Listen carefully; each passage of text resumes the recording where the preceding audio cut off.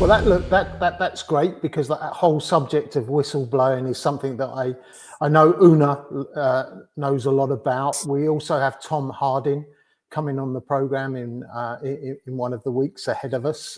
Tom was an FBI informant. He was a fund analyst or a fund manager with one of the funds or one of the biggest funds in the US, but ultimately, I suppose, became a whistleblower, avoided jail on the back of his agreement with the FBI at the time, and we'll look in and we'll understand his story with a lot more detail.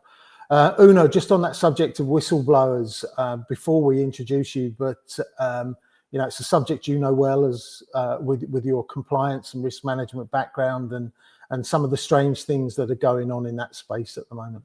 Yeah, it's incredible. The US really has differentiated themselves globally in that they award between 10 to 30% of basically the successful monies that are obtained following successful prosecution.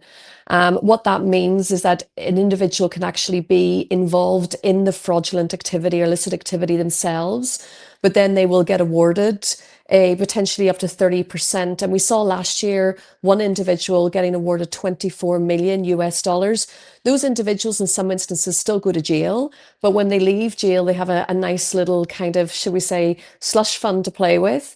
So it's really changed the game in terms of insider, in any type of fraud, whether it's insider dealing, whether it's any type of financial crime or illicit activity.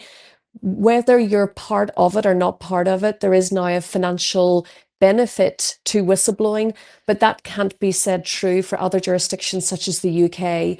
And to Seth's point on whistleblowing, it can be detrimental to individuals in that it is career destroying. And I've met many people in the city over the years, not just in London, but my time in Singapore, my time in Hong Kong, whose careers, and also in the UAE, whose careers and families have been destroyed as a result of whistleblowing, where these individuals did it for the right reasons and weren't involved. So some whistleblowing is something I'm very, very focused on. We need to do much more to protect whistleblowers. There's a number of organizations in the UK.